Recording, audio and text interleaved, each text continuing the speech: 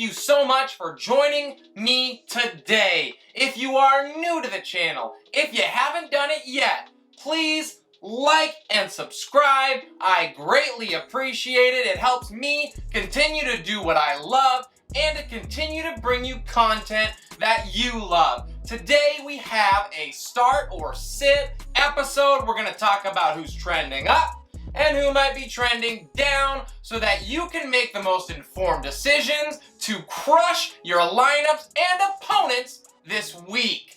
Without further ado, let's kick it off. In this video, we are going to talk about the injuries that are affecting players. We're going to talk about how it affects the guys around them, who might be able to fill in and be a spot start for you guys, and what their outlook is for the week. We're going to start with Lamar Jackson, who missed practice on both Wednesday and Thursday before his full practice participation on Friday. He is expected to play and is a QB1. Ryan Tannehill is definitely trending down now that both AJ Brown and Julio Jones are going to miss this game.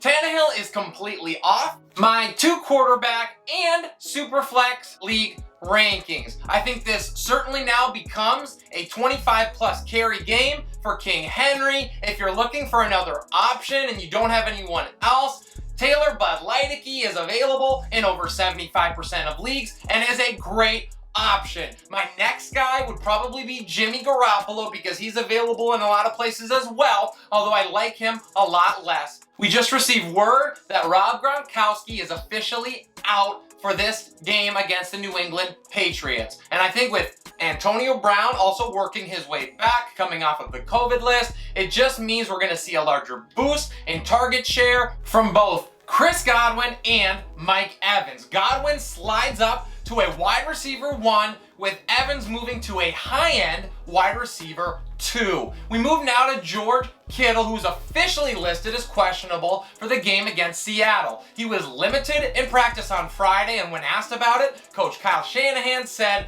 that they would have a better idea Saturday today. So we don't love that. It's not super encouraging. I think that he plays, but the start time is later, so you need to have a backup plan in place. If you're looking for other options, I think you could do far worse than someone like Gerald Everett or perhaps one of the Patriots tight ends off of waivers as they face a horrible Buccaneers secondary. If Kittles would potentially sit this game, Deebo Samuel shoots into that low-end wide receiver 1 range, and Brandon Ayuk could become a boom-bust option as a wide receiver 3. Kenny Golladay sees a bump because both Sterling Shepard and Darius Slayton are officially out for week 4. Babytron enters high-end wide receiver territory, and with Kadarius Toney still not doing a whole lot, we're keeping him on benches and hoping that Golladay can boom. Both Calvin Ridley and Kyle Pitts are trending up now that Russell Gage is officially out and the Falcons don't have any other wide receivers whose names I can pronounce. Cue the 2021 coming out party music for Calvin Ridley against Washington. In Green Bay, Marquez Valdes-Scantling has officially been ruled out with a hamstring injury. So that gives us more positivity for Devontae Adams, who will now see as many targets as he can handle, and also a slight uptick for Robert Tonyan. If you're absolutely desperate, Allen Lazard might be a low-end flex consideration, but there's certainly risk there. Next, we go to Elijah Moore, who has already been ruled out with a concussion. Now, this moves Corey Davis up to that high-end wide receiver 3 territory. Next, we have Nuke Hopkins, who is a full participant and is coming in without an injury designation after he was basically a decoy last week. Even in a tough matchup against the Rams and Jalen Ramsey, I say fire him up with confidence. Next up is Tyler Lockett, who didn't practice on Thursday, but was able to be a full participant on Friday. Now, he is expected to play, but they play in that second series of games. So you want to have another option in case he is a late scratch. We can't move DK Metcalf up higher than he already is,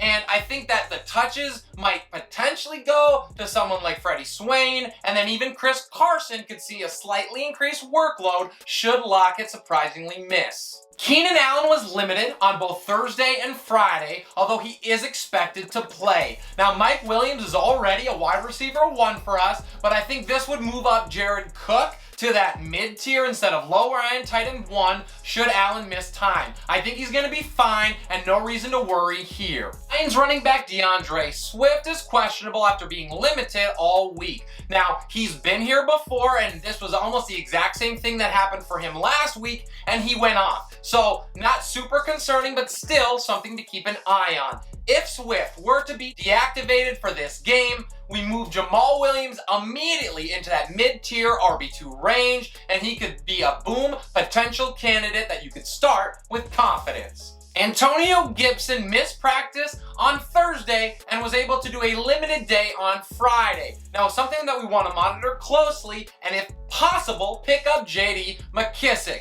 Gibson will most likely play, but if he doesn't, McKissic moves to that high-end RB3 conversation with boom potential based on his projected workload. Move to Las Vegas, where Josh Jacobs was limited on both Thursday and Friday. And with the Raiders playing on Monday night, you have to have a backup plan in place in case he's deactivated. Now, I don't love Peyton Barber a whole lot, but apparently John Gruden does, giving him 23 touches to the tune of 111 yards and a touchdown against Miami. I think Barber would be a high-end flex, RB3 against a really poor Chargers run defense, and Kenyon Drake would see an increased workload and be a low-end flex. Dalvin Cook was limited in practice all week and is our RB3 on the week should he play. Now, he is trending in a positive direction right now, but if he were to miss the game, Alexander Mattison immediately becomes a high-end RB2 with boom potential against the Browns. In Indianapolis, Jonathan Taylor is officially listed as questionable against Miami. Now, he was limited in practice all week, but is expected to play. He remains in that RB1 conversation, although losing all-world guard Quentin Nelson certainly hurts.